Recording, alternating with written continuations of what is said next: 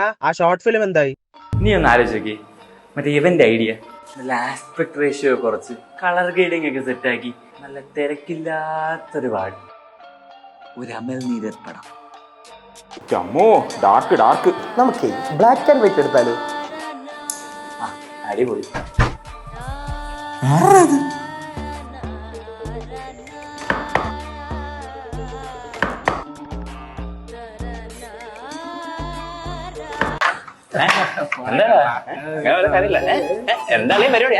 എന്തുവാടേ പേടിപ്പിക്കാനായിട്ട്? അവന്റെ ഒരു മെഴുകുതിരി എടുത്തോണ്ട് പോടേ. അളിയാ, ഇവിടെ ഒരു മെഴുകുതിരി.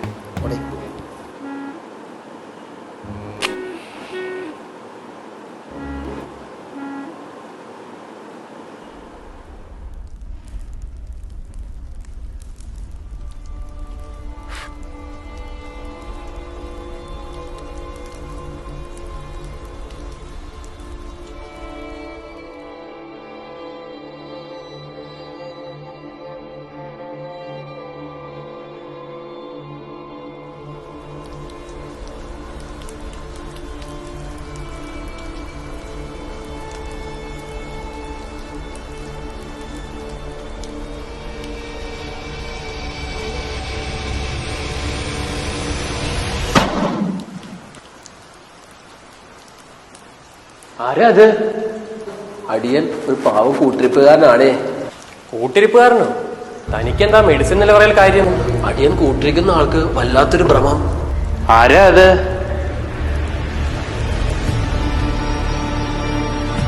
കൂട്ടിരിപ്പുകാരനാ, ഒരു പരാതി ബോധിപ്പിക്കാൻ വന്നതാണ്. നേരെ നോക്ക.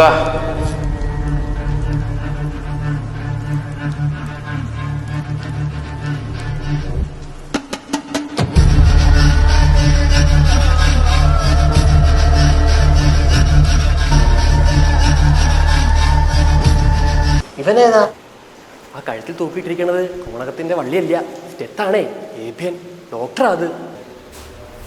അടിയനോട് ക്ഷമിക്കണം. വളരെ കാലങ്ങൾക്ക് ശേഷം പരാതി ബോധിപ്പിക്കാൻ ഒരാൾ. നമ്മൾ മെഡിസിൻ വാർഡിലേക്ക് സ്വാഗതം. ഡോക്ടറാണെന്ന് പറഞ്ഞിട്ട് ഒരു വൃത്തിയും എടുപ്പൊന്നുമില്ലല്ലോ. HS ആണേ. ഇത് വെച്ചാ ഇവിടെ തറവഴ തുടയ്ക്കുന്നത്.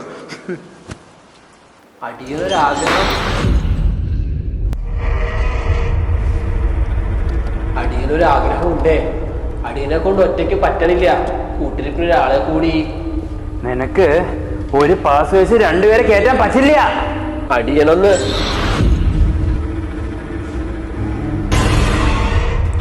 നിങ്ങൾ മാറി നിക്ക. ആരാ അത്? പേടിക്കണ്ട, അത് ഇവിടുത്തെ ഗ്രേഡ് 2 അറ്റൻഡർ ചേച്ചിയാ, നീലി. ഇടയ്ക്കിടയ്ക്ക് ഇങ്ങനെ കറങ്ങി നടക്കും. പേടി കൊടുക്കരുത്, കൊടുത്താ ആളെ ഷിഫ്റ്റ് ചെയ്യാൻ കൊണ്ടുപോകും.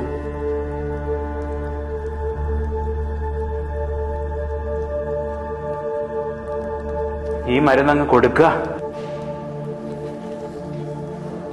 ബ്രദറിന് നന്ദി. ഞാനല്ലേ മരുന്ന് തന്നത്, ബ്രദറിന് എന്തിനാ നന്ദി?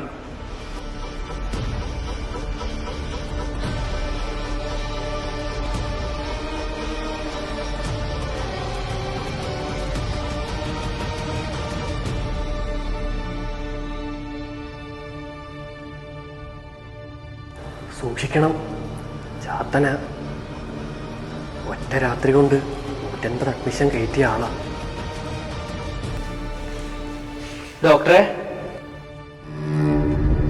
അടിയന്റെ ഡിസ്ചാർജ്. അങ്ങനെയല്ല, താഴ്മയായി അപേക്ഷിക്കണം. കഴിഞ്ഞ അമാവാസിയിൽ വന്നതാ, ഇപ്പോൾ പൂർണ്ണചന്ദ്രനായി. അടിയനെ പോകാൻ അനുവദിക്കണം. തനിക്ക് പോകാൻ അനുവാദമില്ല. ഇത് ബ്രഹ്മയുഗ, കലിയുഗത്തിന്റെ ഒരു അപഭ്രംശം. പട അതേപടി മേടിക്കാനല്ല പറഞ്ഞത്. വേണ്ടെങ്കിൽ വേണ്ട, ഇതിലും നല്ല പറയുന്നു എനിക്കറിയില്ല.